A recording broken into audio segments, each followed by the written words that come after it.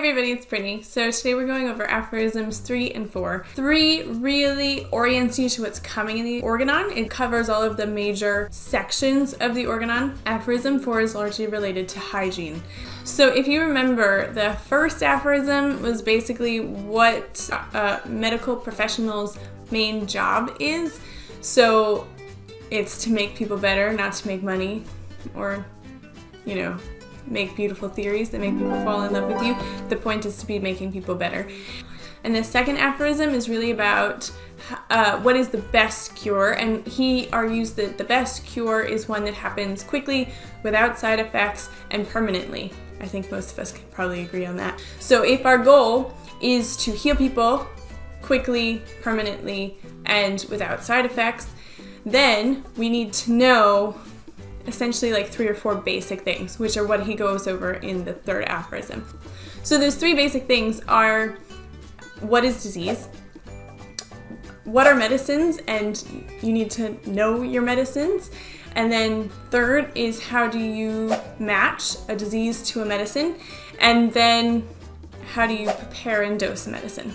And then finally at the end, he starts to introduce hygiene a little bit, in that he says that after you've done all of this treating, if you want to make someone's cure permanent, you need to understand hygiene, basically.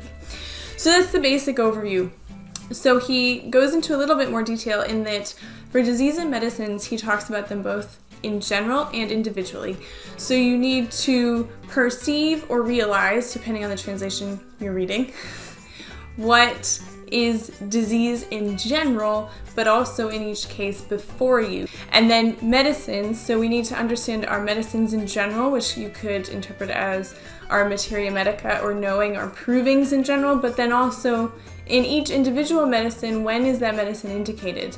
How do you know that this is a mercurius case as opposed to a sulfur case, for example? What is it about mercurius that is unusual? We also get this idea already that we are matching symptoms to symptoms, because what comes up in our provings of medicines but symptoms, and what do we have to understand in the person before us but symptoms? So we already are working with matching one set of symptoms to another set of symptoms, and that we have to have the defining characteristics and the peculiar, unique, identifying aspects of the individual case before us, as well as the same in the medicine.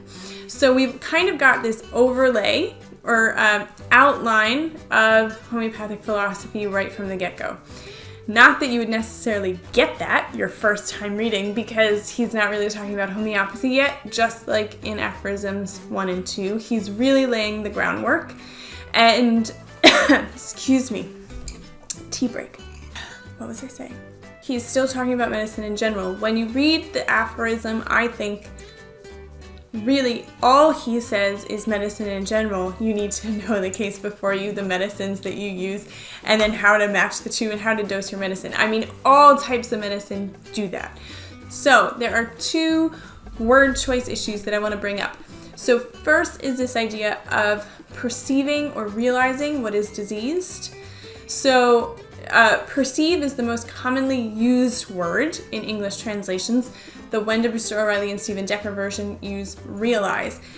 So Stephen Decker wrote the glossary. He was the translator. Wenda Brewster O'Reilly was the editor.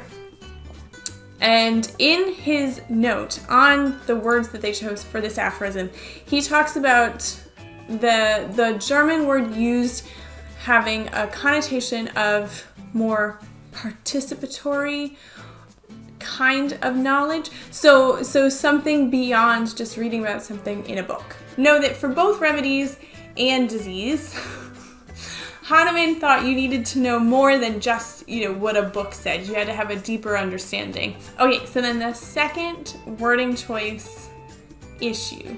So, do you see this guy? Okay, so then the second word choice issue is with perceive. So in Kent's lectures, he says basically the opposite of what I'm about to say. I still stand by my interpretation, but do know that if you read Kent's lectures, he will say basically the opposite. That perceive means that you don't have to understand but that you just see and can notice. So when someone comes in with a cough, you do not have to understand how cough works. You don't have to understand the disease process, but you have to perceive that there is a cough in front of you that is maybe worse on empty swallowing and feels burning or something, right? You just have to see what's clearly in front of you. You don't necessarily have to understand it. But again, apparently some people feel differently.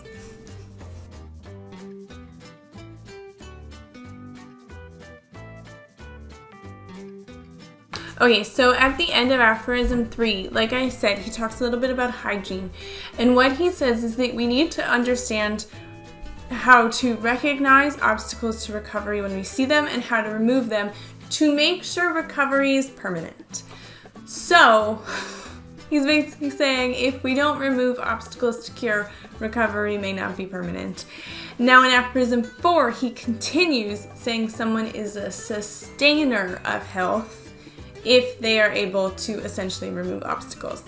But instead of obstacles, he says things that may engender disease or maintain disease. So we have, again, he's sort of saying the same thing two ways so that you can understand a bit better what he's trying to say. Now, also notice for both of them, the way he words it puts them in a bit of a hierarchy. So the number one thing is to cure people, which of course goes all the way back to Aphorism 1. Not all the way back, it's like 3 aphorisms, but it feels like all the way back. A simple example of this would be if someone came to you with a diabetic ulcer. If you help them with the ulcer, fantastic. But unless, and so if this is type 2 diabetes, unless you have a conversation about diet, assuming that their diabetes was instigated by a diet high in processed carbohydrates, then if you don't have a conversation with them about diet, they may get another ulcer, right? Their recovery will not be permanent.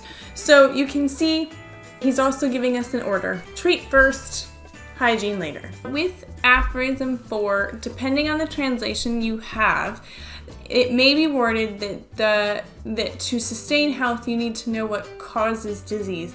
Now, the idea of disease causes is a little bit tricky to unravel, I think, because he will often rail against the allopathic community because they are so focused on finding a cause for disease and then removing the cause. He has good reason to dislike that because what that meant was that people just thought maybe the cause was bad stuff in the blood, so then they did all of these bloodlettings.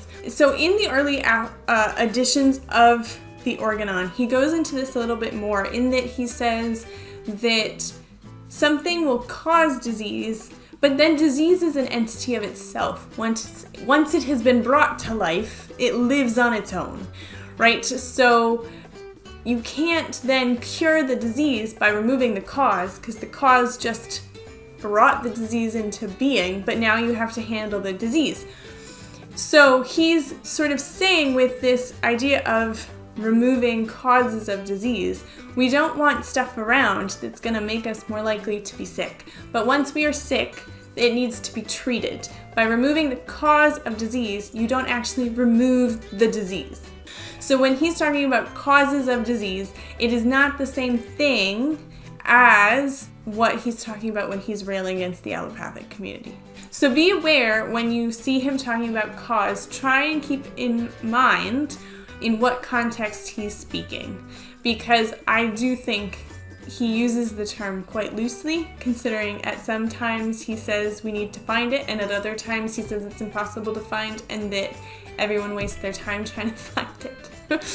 So remember, hygiene is not disease to Hahnemann, and that once something has caused disease to occur, the disease needs to be treated, and removing the cause will not cure the disease. Okay? I hope that helps. Know your disease, know your medicines, match them, and get people to stop eating ice cream, which is so sad. Okay. Until next time. Bye, guys.